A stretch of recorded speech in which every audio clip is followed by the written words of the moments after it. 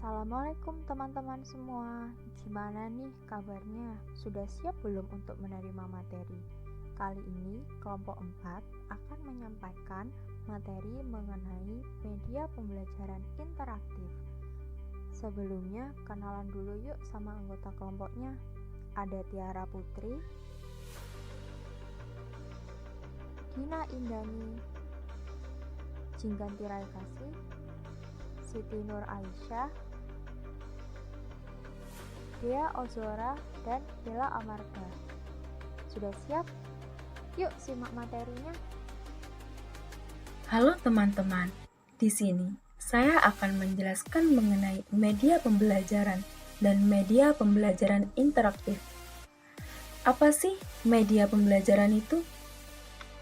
Nah, menurut Undang-Undang Republik Indonesia Nomor 20 Tahun 2003 tentang Sistem Pendidikan Nasional, pembelajaran merupakan proses interaksi peserta didik dengan pendidik dan sumber belajar suatu lingkungan belajar yang ditunjang dengan sumber daya pendidikan yang meliputi tenaga kependidikan, masyarakat, dana, sarana, dan prasarana. Dalam proses pembelajaran, media memegang peranan penting untuk mencapai sebuah tujuan belajar, yang mana komunikasi antara guru dan peserta didik akan lebih baik dan efisien jika menggunakan media pembelajaran tersebut.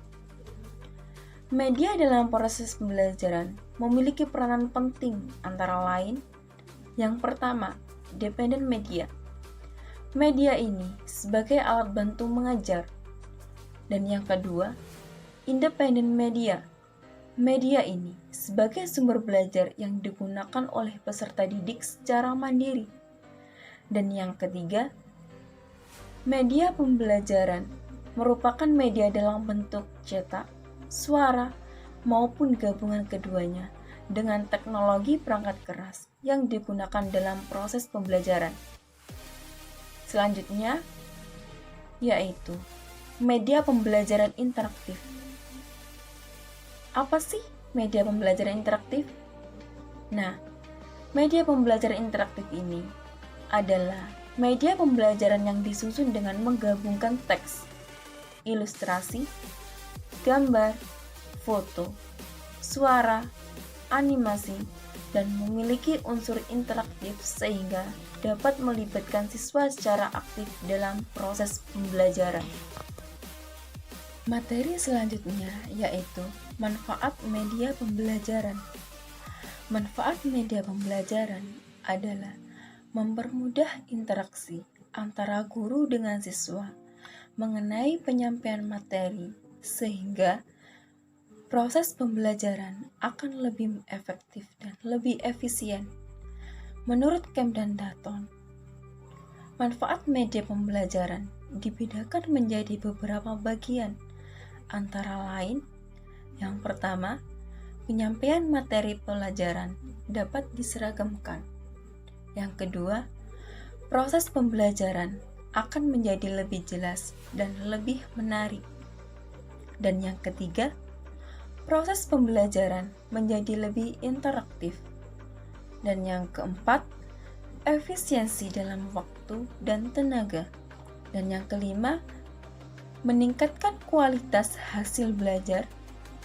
Dan yang keenam, media memungkinkan proses belajar dapat dilakukan di mana saja dan kapan saja. Dan yang ketujuh, media dapat menumbuhkan sikap positif siswa terhadap materi dan proses belajar. Dan yang terakhir, merubah guru ke arah yang lebih positif dan produktif. Selanjutnya, jenis media pembelajaran. Menurut Rudy Brett, media pembelajaran dibedakan menjadi 3 pokok, yaitu suara, visual, dan gerak. Visual sendiri dibedakan menjadi 3, yaitu gambar, garis, dan simbol. Di sini, hal pertama yang harus diperhatikan oleh guru dalam penggunaan media pembelajaran agar penggunaan media tersebut menjadi efektif adalah mencari, menemukan, dan memilih media yang sesuai dengan kebutuhan belajar siswa. Media tersebut harus sesuai dengan kebutuhan siswa, menarik minat, sesuai dengan perkembangan kematangan dan latar belakang pengalaman, serta kondisi mental yang berhubungan dengan usia perkembangan. Dalam keadaan seperti ini, guru benar-benar dituntut untuk mempertimbangkan kegunaan maupun aksesibilitas media tersebut. Guru harus bisa mencari alternatif lain dari media tersebut, misalnya dengan membuat media sendiri dengan bahan yang tersedia atau mudah dijangkau.